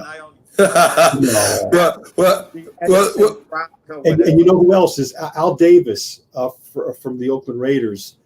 It was from Brockton. Wow, awesome! I didn't know that stuff. Yes, and that's why he's associated with Brockton, and the other guys aren't. They're not. But I'm just trying to give a little honorable mention because Rocky's the guy. But I'm trying to just bring a little. Marvin Hagler kind of And Marvin. imitate Rocky in a way. He couldn't take his nickname to Brockton Blockbuster. That would have been a perfect name for Marvin, but Rocky already had it. So the Petronellis who managed Rocky, Goody and Pat Petronelli, they gave Marvin Hagler, their fighter, the nickname Marvin Hagler, the Brockton Blackbuster. Oh man! Hey, Lewis, we got to let you go in a few minutes. So I want to get your opinion on Tyson Fury. I believe that Tyson Fury could be a great heavyweight champion. I think his style is great. He can hit you going out. He can hit you coming in. He's very off balance. Do you see Tyson Fury? I mean, you've watched boxing for a long time, of course, being Rocky's nephew from a legendary heavyweight. Do you think Tyson Fury has an opportunity coming up before him to be one of the greatest? I also did work out at Petronelli's and sparred with a lot of Edwin Corrett, who fought world champions, Michael Colbert, who fought Roberto Duran. Right. With Danny Avery, who fought Pernella Whitaker. So I got in there a little bit and kind of got to mix it up at a pretty high level. Tyson Fury, now I look at these guys as super heavyweights, and Tyson Fury, it's easy to get lost with the kind of the persona and the humorous persona, but there's no doubt.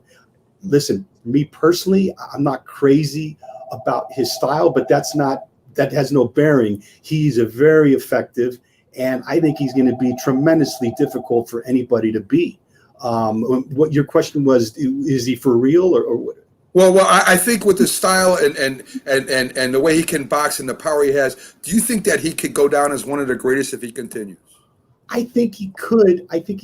And again, it's a different thing. I really look at them as super heavyweights, so it's kind of a different thing than the regular heavyweights. But I think he could if he can stay mentally disciplined and kind of not get sidetracked. It's in his era. I think in the way we look at the modern era, I think if he can continue, he shows unbelievable athletic ability. I didn't know he could fight the other way when he went after Wilder and kind of do something that was an exact polar opposite of what he did the first time.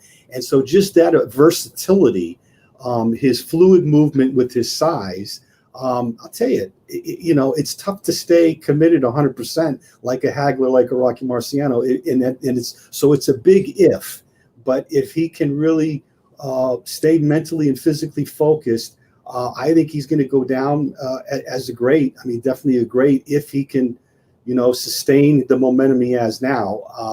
Listen, it just takes one punch to change everything. But it's a little early to say greatest ever, but he's definitely for real. His talent is for real, whether you care for that style or not. Jack knows this, Jack, that the guy, how are you going to beat him? Not easy, except if you. Well, sometimes we give a guy an image because of body type.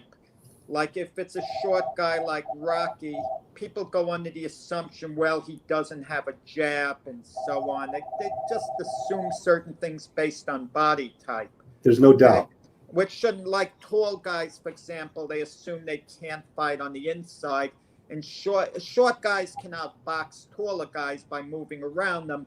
But because they're shorter, people under the impression they should move in. It just so happens that was Rocky's style, to be aggressive, move in, but he could slip punches very, nicely, but make him use his lack of height to an advantage instead of a disadvantage by kind of crabbing down low and making himself extra hard to hit. No and doubt. Tyson Fury, a big guy, people aren't going to assume that he's very mobile for a big guy who could just circle around, because they'll see a big guy, they'll feel he should move forward, on someone else.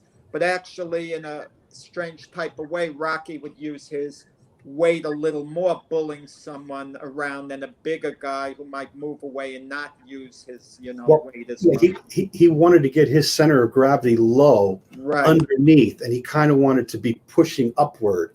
And when that happens, it's very difficult, because when you have that much power coming at you from a low perspective, it's tougher than what it looks. Everybody thinks it's going to be easy in favor of the tall guy, but that's, as Rocky showed, it's true.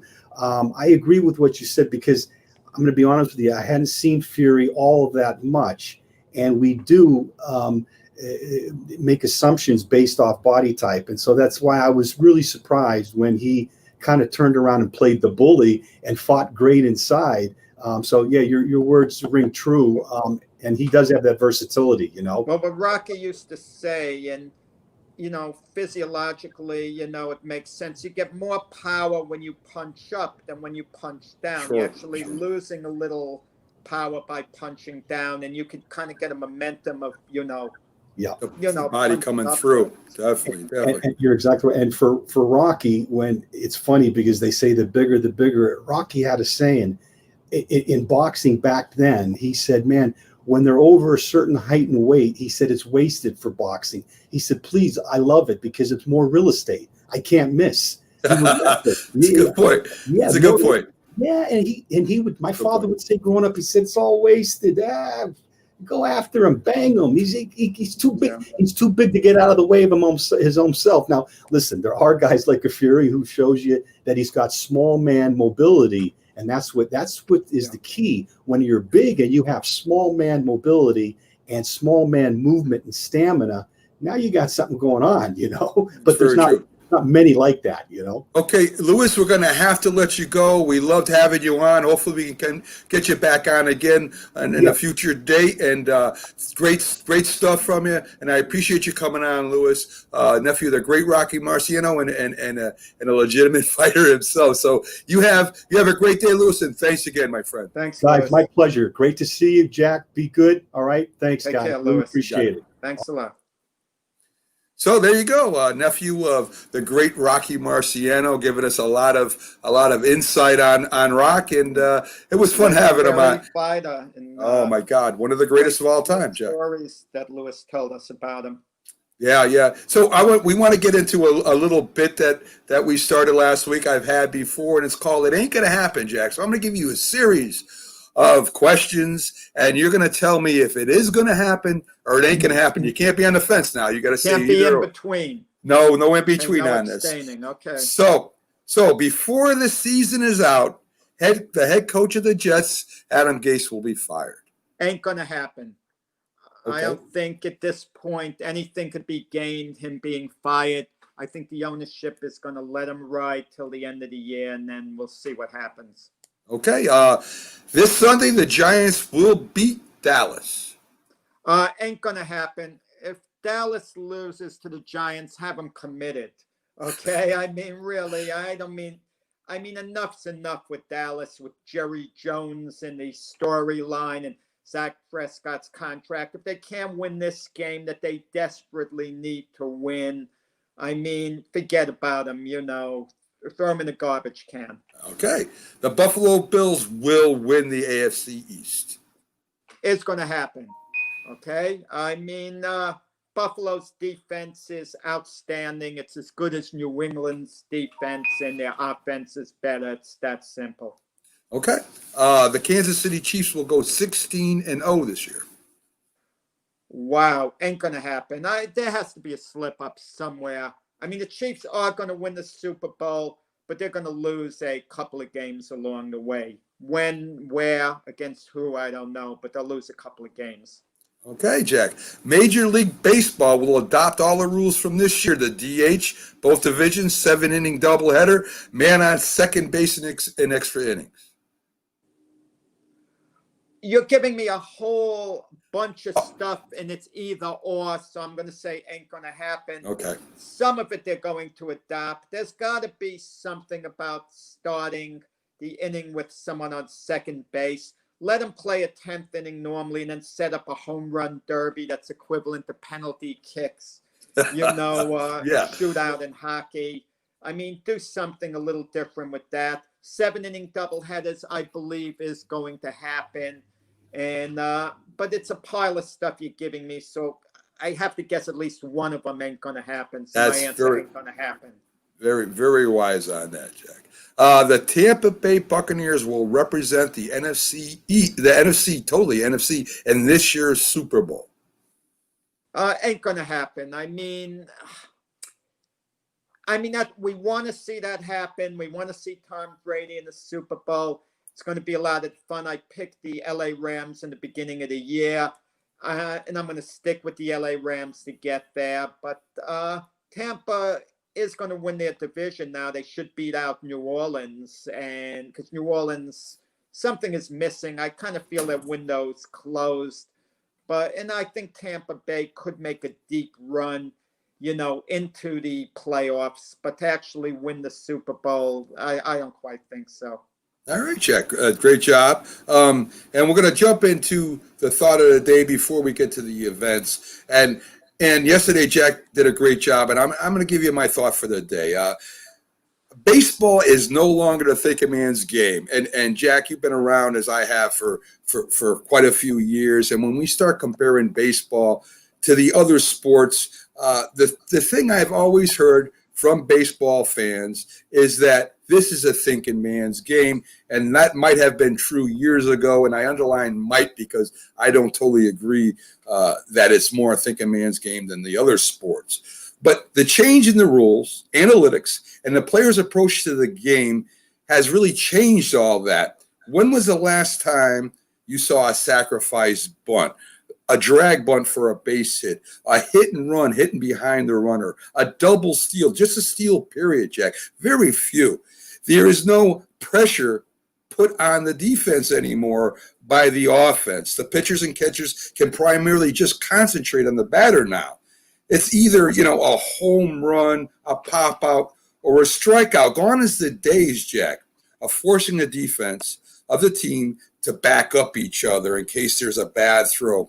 I watch games, Jack. I watch games from when Billy Martin and Earl Weaver were managers, and even before that, where they took a young team or they took a team that had potential, and that's what they did. They put pressure on the opposing defense. They were running, they're bunting, they're doing hit and runs, they're double stealing. When is the last time you saw, a squeeze bunt at home? I don't think I've seen that in years, or even somebody trying to steal home. I think that today, especially today, with the smaller market teams that are having problems getting those big name free agents and building a team, I really believe that they should take this kind of approach, running, stealing, bunting. And maybe one day that'll happen, Jack. Maybe baseball will again become a thinking man's game. But right now, Jack, it's pretty obvious what the offense is going to do today. Well, I'm half sympathetic to you, Mac, half sympathetic, because you're talking to someone who's from the Earl Weaver school. I loved Earl Weaver. He would play for the big innings. And Billy Beane, the great GM of the Oakland Athletics, who Moneyball was named after, when they had that movie Moneyball, there was one scene which I really enjoyed.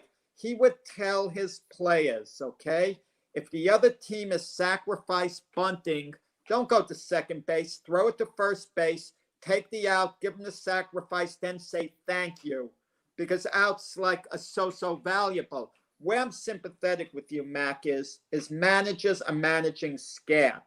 It's really the GMs that are managing the team. The GMs are giving them all this data, telling them basically what to do. And then the managers during the game, if they want to make a certain decision based on a gut reaction or whatever, they really can't do it. They're like robots in a way.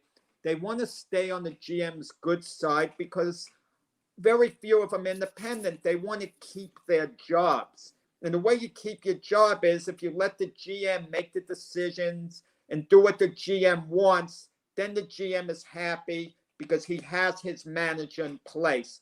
GMs don't want managers who are so independent, who are going to argue with them, overrule them. They want to be the ones in charge, the GMs. And it's going to stay that way until an owner steps forward and gives a manager full authority. Someone like Joe Girardi could have full authority in Philadelphia. If a manager's established himself as a big name who's been around a while, has been successful, like a Joe Girardi, a Tony La Russa type, those guys have the independence to do whatever the heck they want. But for most of the managers, especially the new ones, they get hired. They basically have to let the GMs know, I'm going to do whatever you want me to. So, right, they're managing scared. If they want to run a squeeze play, let's say with one out and a guy on third, and the squeeze play doesn't work, they're going to get some negative feedback with two batters still up, why they would let it all ride on one pitch. And Yeah. but part of it too isn't really the managers coming up in the system. How many players really learn how to bunt? How many players learn how to execute a squeeze play? How many players can actually drag bunt? And then there's the variables. You plant a drag bunt, the pitch has got to be really on the inside of the plate where you could drag it. It's got to be at a certain position. So, I mean, I'm half sympathetic with you managers who are managing scared. They're not doing the hit and run as much as I'd like to see either. But there's circumstances behind that. Yeah, I always thought, Jack, that, you got and I've talked about this before, and maybe it will happen, maybe it won't happen. But, you're going to have what I see coming in the future is you're going to have like 10 super teams where you're going to have, the people that can spend the money and turn a profit. And they're going to have stacked teams. I don't know what's going to happen to the small market teams. That's why I was rooting so hard for San Diego this year, because I want to see a manager, owner, maybe a coach that tries to do this with the Royals or the Orioles now, or the smaller market teams that can't afford to compete with the Yankees. I mean, if you get some rookie pitchers coming up from the farm, maybe you have a shot that one year. But really, there is no game that I would want to sit down and watch the Yankees and the Royals play right now, because I pretty much know what's going to happen to the Dodgers, and the Orioles. I mean, we know what's going to happen in that game. If that owner / manager / coach came in there and kind of brought back, putting pressure on the defense, making them make throws, making them back up, making them do the fundamentals of baseball the way it used to be, they might be competitive. I know Billy Martin did a long time ago with the A's, and he brought them a very competitive team. I think it can be done again, Jack, and I wonder why that these smaller market teams don't try this. Mac, I have a theory. I think small market teams maybe don't exist anymore. You mentioned San Diego, small market team. Manny Machado, $300 million for 10 years, $30 million a year. Yeah. That's your small market team. They made quite a signing. Right. So who would really be your small market team, supposedly? I mean, the Miami Marlins right now, attendance was down when they had some big name players. They dumped the big contracts, which has turned out, and they rebuilt, started from scratch. They also did it after they won the World Series in 1997 and 2003. Right. But there are not many small market teams. I mean, you have to take a step back, build up their minor league system like the Tigers. Right. Who going forward is going to be a good team for years to come. Kansas City Royals, they might be considered a small market team. But guess what? 5 years ago, they won the World Series. So they won a small market team. Then they had some really good players. So I'm not sure the small market teams exist, because if the fans show up and they fill the ballparks and the teams all have their TV deals and revenue sharing, how small a market can they really be? I think that was fair to say years ago, when the Yankees could sign all the high-priced free agents. But now they have competition. I mean, nearly all these teams can sign a high-profile free agent. The question is, would a free agent want to go there? Well, I agree with you to a point, Jack, but I don't think that the Kansas City Royals can get 3 or 4 legitimate free agents as the Dodgers or Yankees can. They may be able to sign one, and they're going to have to build around that one. No one will want to go there now. That's the thing. Right. That's true, too. Situation where they're ready to win. It's not that appealing. You're only going to get a marquee free agent going to a team like Kansas City now if their offer is significantly better than the next best offer. Right. I mean, And I agree. Machado didn't really want to go to San Diego. Yeah. He preferred to stay with the Dodgers after the Orioles traded him there. He would have been a Baltimore Oriole for his career had they stepped up and offered him a massive deal when he was there. I do agree with that. Yeah, right. You see players leaving big markets to go to markets a little less so if they're offered a better deal there. Right. Well, we had Mike Tremblay yesterday. He pitched 7 years for the Twins, but then he went to the Dodgers as a free agent, and the Dodgers a bigger market because bottom line, the Dodgers then offered him a better deal than the Twins could have been. Because at that time, the Twins were a little more of a small market team, but not really, because when he came to them, they had just won the World Series. But, some owners have deeper pockets than the others. I think that's what it comes down to. And that's what makes Met fans optimistic about Steve Cohen if he's the owner. Because Steve Cohen could decide, I'm tired of not getting in the playoffs. I'm going to open up my wallet. I'm going to pay any penalty fee with the luxury tax because you know what? I can afford it. Right. This team loses money. I've got billions and billions. So I take a loss out of my own pocket for the team to win. Most owners, even though they have deep pockets, they're not quite that deep. Right. I agree. I definitely agree. Let's get to the birthdays in this day in sports real quick, Jack. We ain't got a lot of time, so I'm just going to kind of go through them. In 1957, the Brooklyn Dodgers announced the move to L.A. In 1960, Bobby Richards hits a World Series grand slam. In 1972, Harold Carmichael begins a streak of 127 games with a reception. In 1973, Pete Rose and Bud Harrelson of the Mets are in a brawl in the National League Championship Series. And in 1995, Dan Marino breaks Fran Tarkenton's NFL career completions record. So some really great events in history that happened. The Brooklyn Dodgers, I think, hurt more people than in New York than any move that could have been made. Oh, yeah. Sometimes I think, let's say the Brooklyn Dodgers didn't leave Brooklyn after the 1957 season to go to Los Angeles.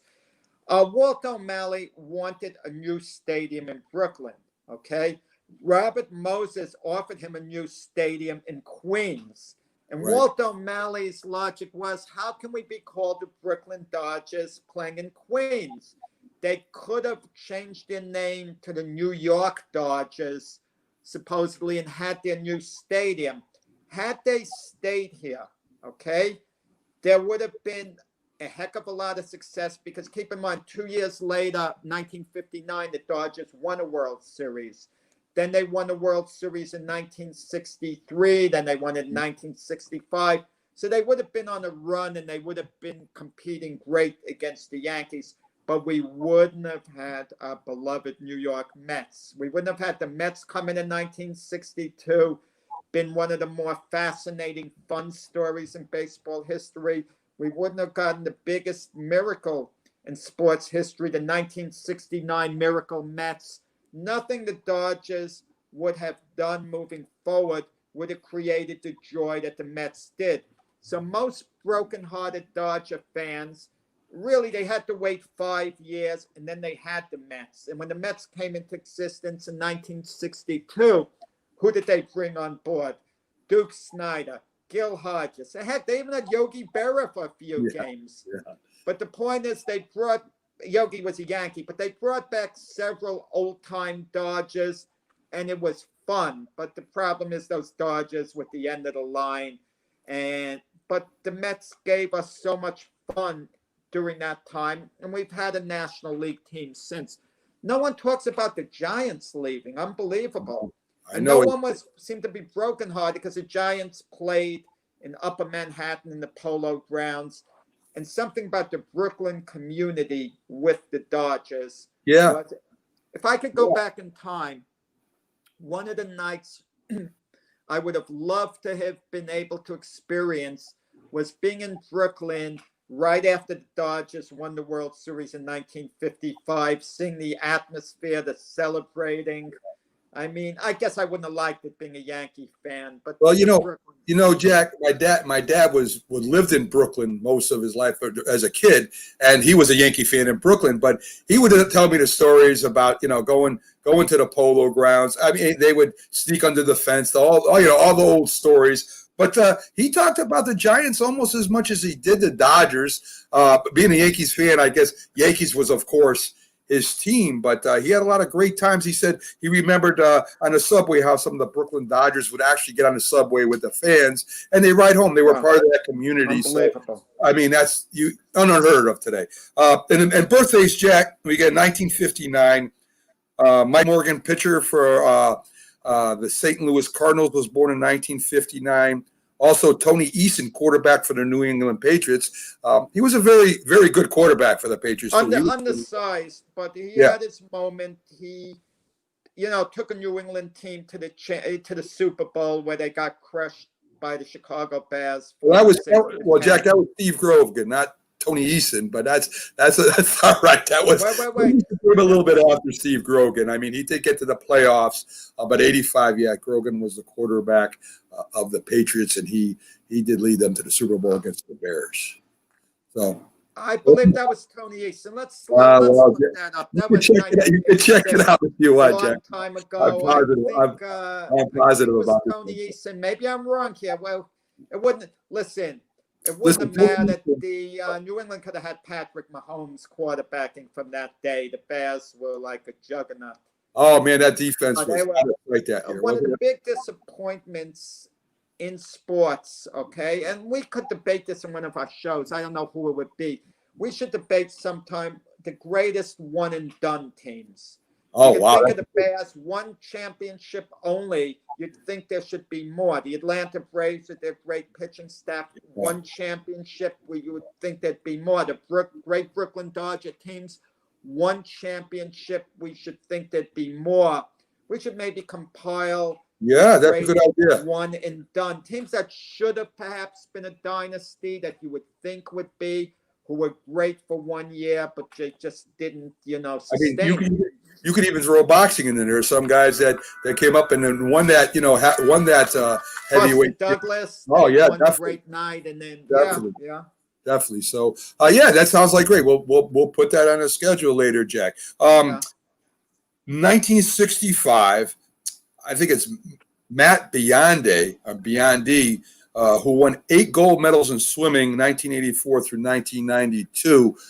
No people. I don't hear too much about him. I mean, I remember Mark Spitz, and of course, some of the other great Phelps. but I'd really never hear Michael Phelps. I'll tell you, you talk about swimming. You mentioned Matt Biondi, and then Michael Phelps swimming. Michael Phelps has something like 22 gold medals, over 20.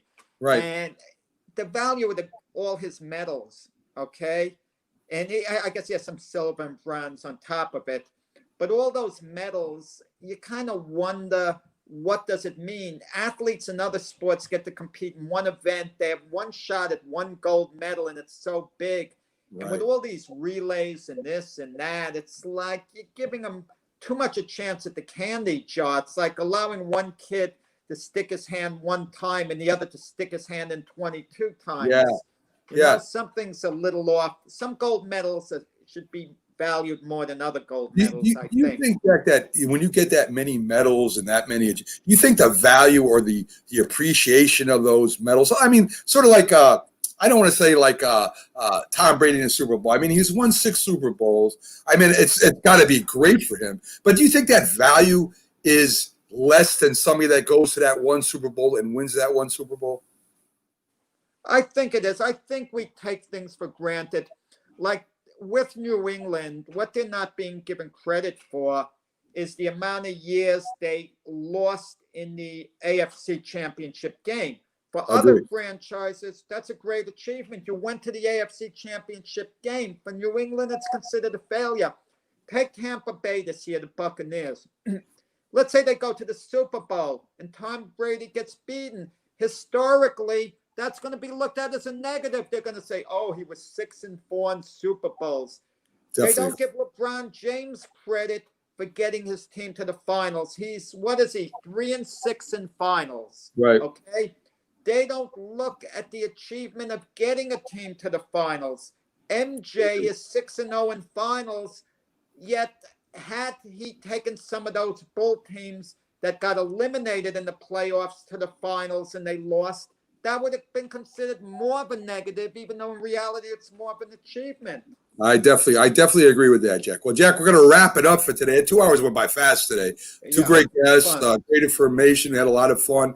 And tomorrow we have on Byron Williams, NFL insider that works for us every week. And we also got Keith Engel coming in. He's a Patriots announcer and broadcaster. So we'll have a little coverage about the Patriots tomorrow. And that should be great because we're doing, all the local sports. So everyone have a great day.